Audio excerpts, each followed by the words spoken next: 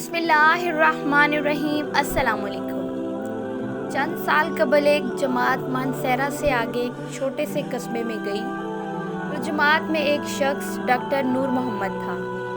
ان کا بیان ہے کہ مسجد سے باہر ادھر ادھر کافی لوگ بیٹھے تھے۔ ہم لوگ ان کے پاس گئے اور مسجد میں آنے کی دعوت دی تاکہ وہ تعلیم میں شریک ہو سکیں۔ کچھ لوگ ہمارے ساتھ مسجد میں آنے پر تیار ہو گئے۔ ایک صاحب نے کہا کہ میں نماز کے وقت آؤں گا اور نماز کے بعد عذاب قبر کا ایک واقعہ آپ لوگوں کو سناؤں گا۔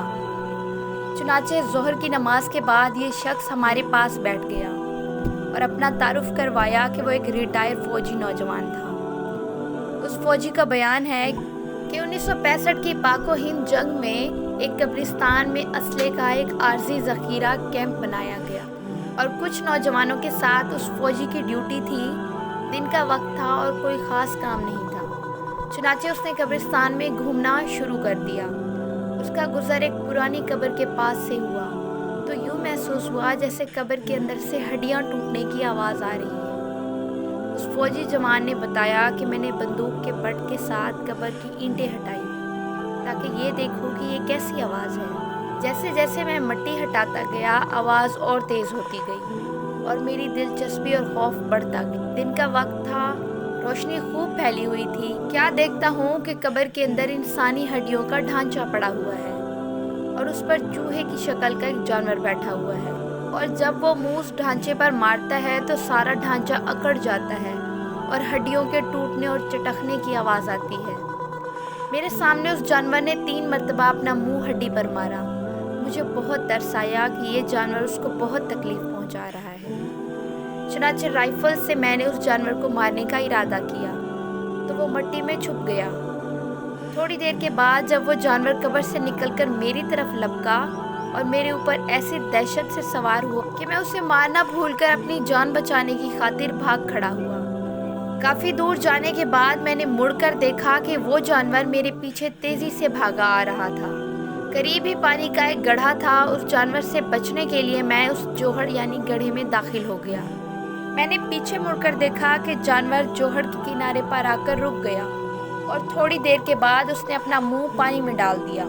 یکدم پانی کھولنے لگا۔ میں بھاگ کر جوہڑ سے نکلا۔ میری ٹانگیں جل رہی تھیں اور جلد سرخ ہو چکی تھی اور آبلے بھی پڑ چکے تھے۔ درد کی شدت سے میرا چلنا محال تھا۔ میں نے اپنے ساتھیوں کو آواز دی تو جب میں نے پیچھے مڑ کر دیکھا تو کچھ نہ تھا بلکہ وہ جانور غائب ہو چکا تھا۔ چنانچہ مجھے ایبٹ آباد کے ہسپتال میں داخل کروایا گیا اور پھر وہاں سے راولپنڈی کے بڑے فوجی ہسپتال GMH میں منتقل کر دیا گیا۔ میری ٹانگوں کا گوشت گلنا شروع ہو گیا اور ہر وقت بدبو اور خون رستا رہتا تھا۔ کسی علاج سے افاقہ نہیں ہوا۔ مجھے علاج کے لیے امریکہ بھجوایا گیا مگر مرض بڑھتا گیا۔ جوں جوں دوائی لگائی اور گوشت جاتا رہا، اس وقت دونوں ٹانگوں کی صرف ہڈیاں بچ گئی ہیں۔ گوشت آہستہ آہستہ گل کر علیحدہ ہوتا جا رہا ہے اور ہر وقت مردے کی بدبو سی آتی رہتی ہے۔ پھر اس شخص نے ہمیں اپنی دونوں ٹانگیں دکھائی جن پر پٹیاں بندھی ہوئی تھیں۔ بہوالا خزینہ۔ بے شک بعض دفعہ اللہ تعالیٰ لوگوں کی عبرت کے لیے دنیا میں ہی اپنے عذاب کا مشاہدہ کروا دیتے ہیں، جیسا کہ اس واقعے سے آپ نے ملاحظہ فرمایا۔ اللہ تعالیٰ ہمیں اچھے اعمال کرنے کی توفیق عطا فرمائے اور اللہ تعالیٰ ہم سب کو قبر اور جہنم کے عذاب سے محفوظ رکھے۔ پیارے دوستو، اگر آپ کو ہماری ویڈیو اچھی لگی ہے تو ہمارے چینل کو سبسکرائب کریں تاکہ ہر آنے والی نئی ویڈیو آپ تک پہنچ جائے۔ ملتے ہیں کسی نئی ویڈیو میں، تب تک کے لیے اللہ حافظ۔